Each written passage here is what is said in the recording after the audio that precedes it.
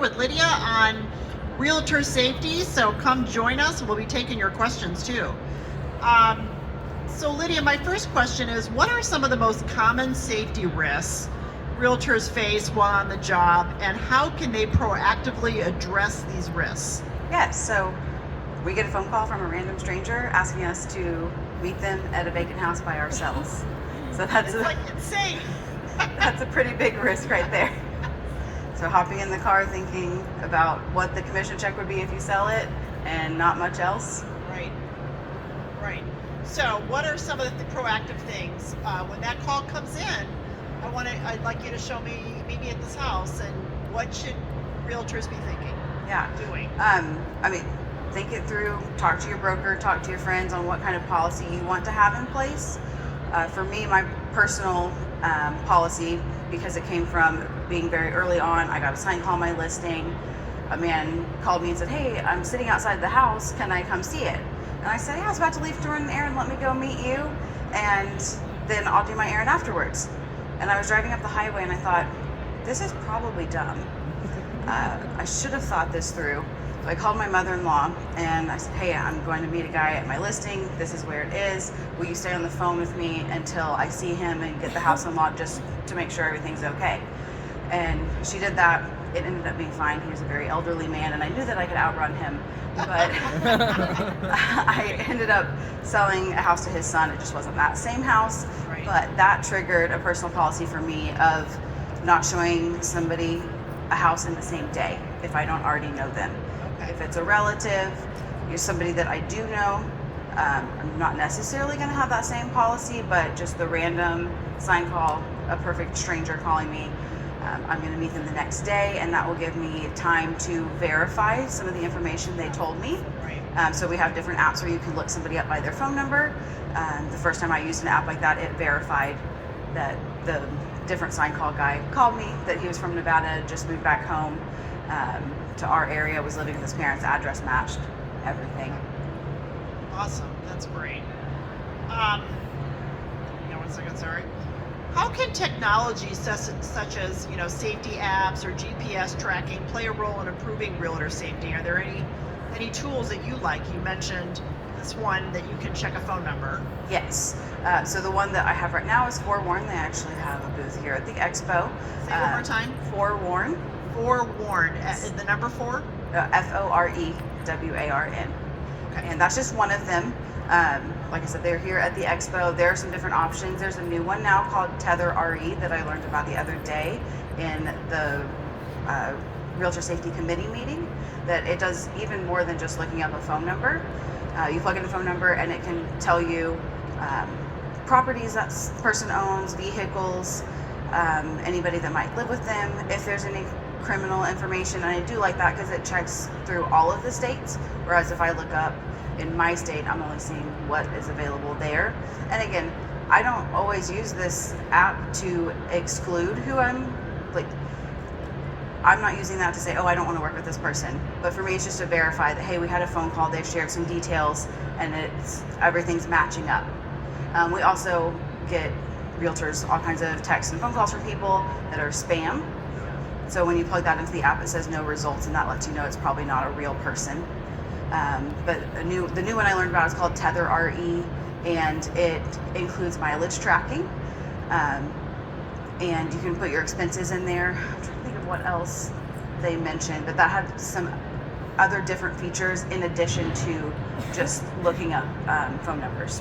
Okay, great. And even like the GPS, if you have an iPhone, you share your location, right? Have you ever thought of, is that something you recommend? Like, you called your mother-in-law and said, stay on the phone with me, but you could also share your location with somebody. Yes. Right? I'm going to this place. Yeah, with my husband, we use Life 360.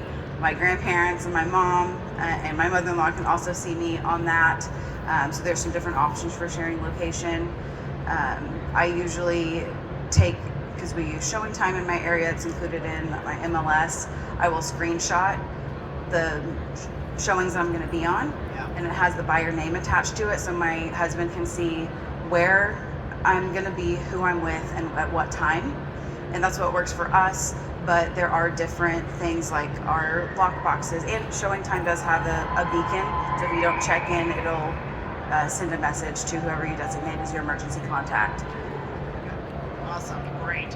What are some other ways realtors can prepare for meeting new clients or hosting open houses alone, especially in more isolated or unfamiliar locations? Yeah, absolutely.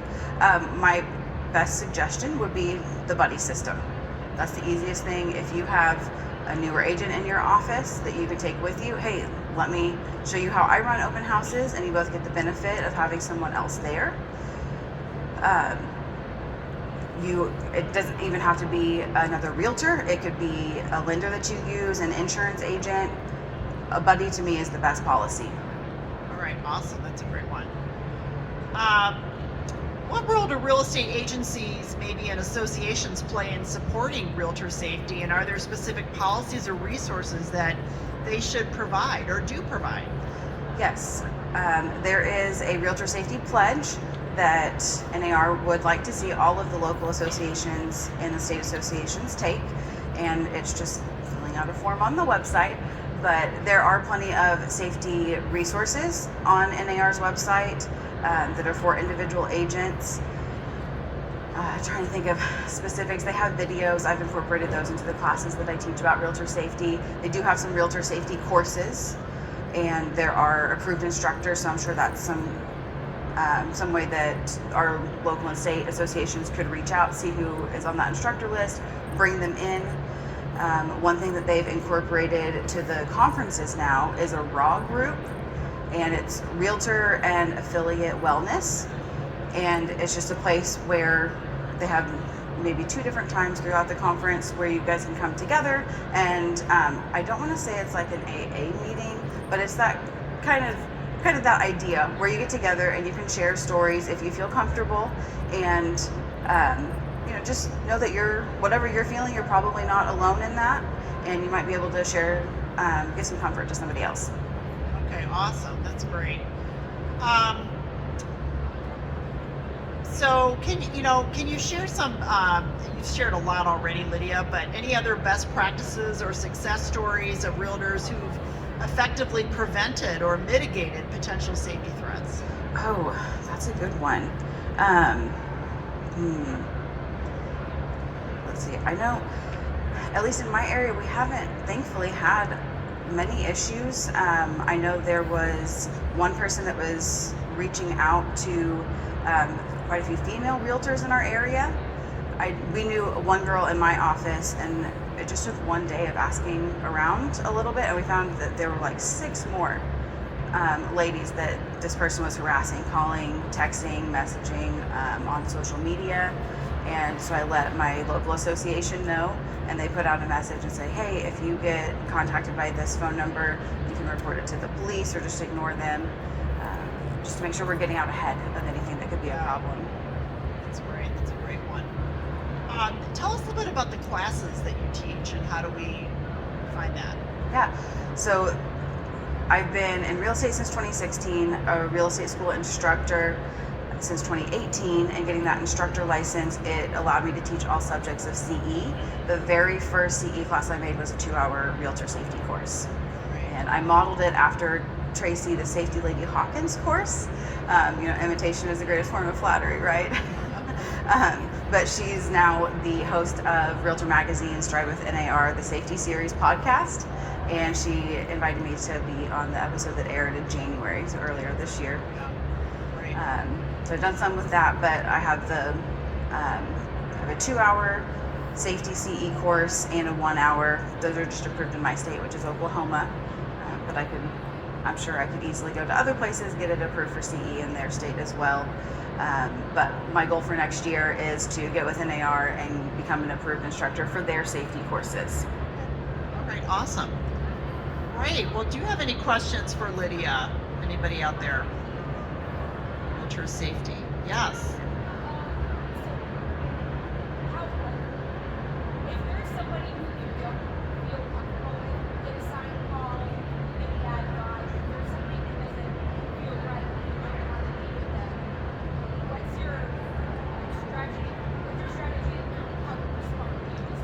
Can you repeat that to me? Yeah, so she asked if there's somebody that reaches out to us, or if we're at an open house and somebody makes us feel Or uncomfortable. you get assigned the call. That happens, right? Yes. You're doing floor duty, whatever. Yeah. Yeah, getting signed calls.